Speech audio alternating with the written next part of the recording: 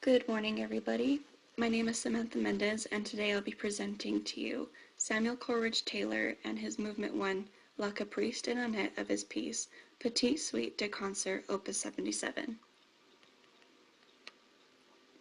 To start off this presentation, let's get to know a little bit about the composer. Samuel Coleridge-Taylor was a mixed-race English composer and conductor. He was born on August 15th of 1875 and died September 1st of 1912.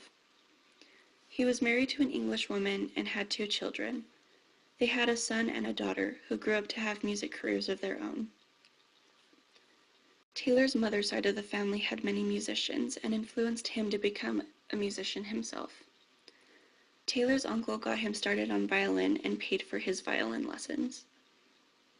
Taylor attended the Royal College of Music at age 15 and quickly made the change of studying violin to studying composition.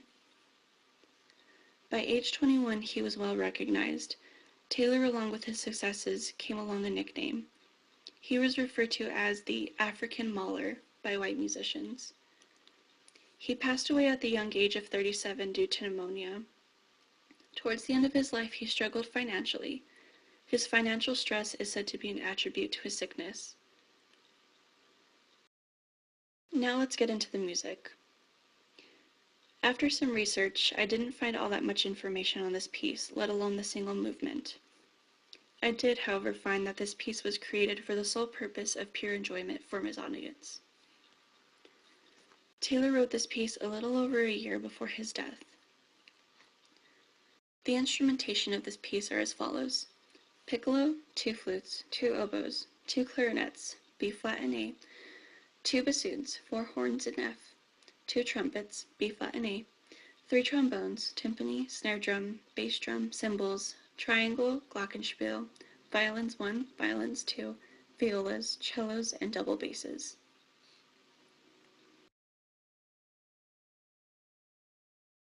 Alrighty, so here's our first example. This first theme comes back 3 different times throughout this piece. All voices are present in this theme, and almost all voices perform the same rhythm and move with one another at the same contour. This is a strong statement throughout this movement. Go ahead and follow along as we listen.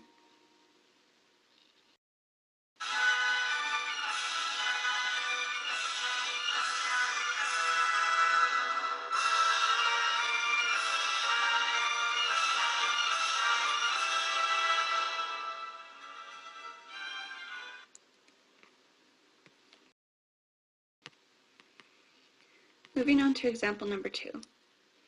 The second theme comes back 3 times throughout this piece. There are 2 groups of instruments that take turns playing. The first group is made up of violins, violas, and cellos. The second group is made up of flutes, piccolo, clarinets, and bassoons.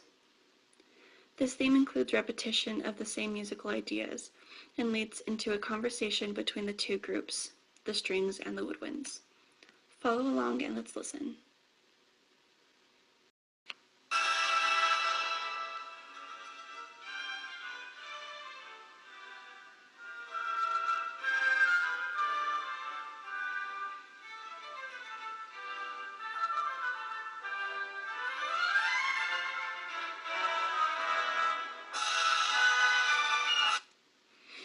And as you heard, that first theme comes back and it just repeats the first example and the second example. Moving on to example number 3.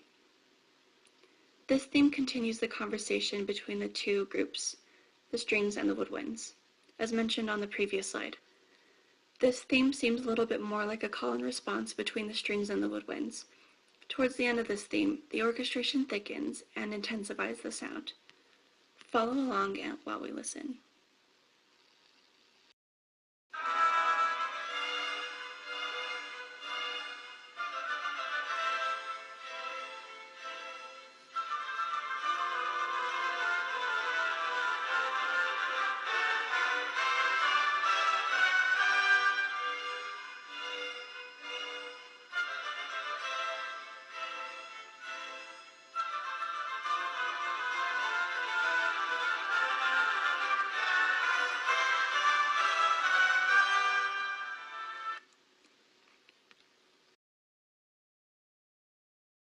Moving on to example number 4.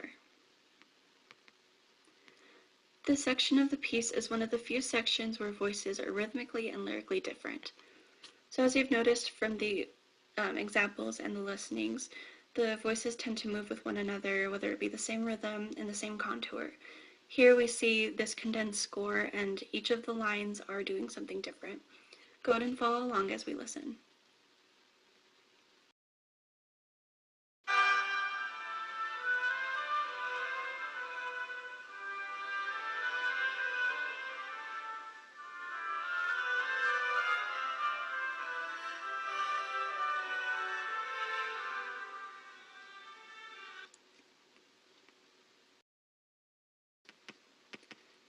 Moving on to example number 5.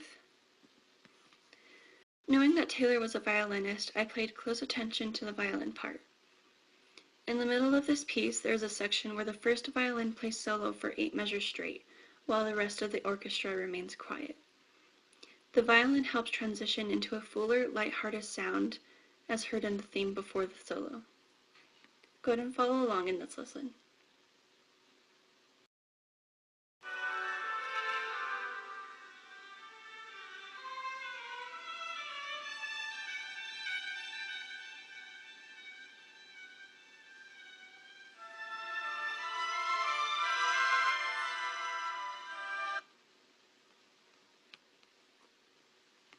And finally, example number 6. The end of this piece is made up of slightly altered themes as heard from the start of the piece up to this point. The piece ends on a strong note, similar to how it started with the waltz feel. Go ahead and follow along as we listen.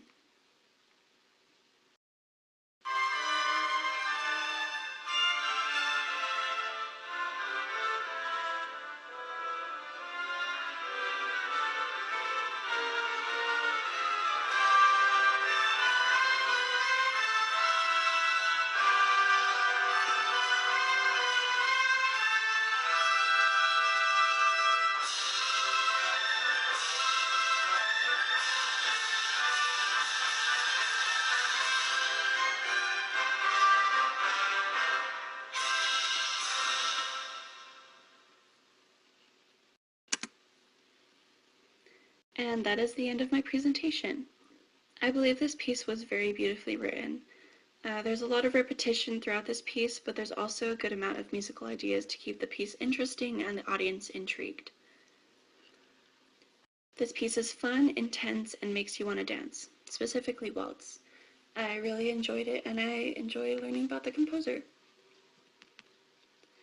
Thank y'all for listening to my presentation, and I hope you'll have a happy Halloween in quarantine.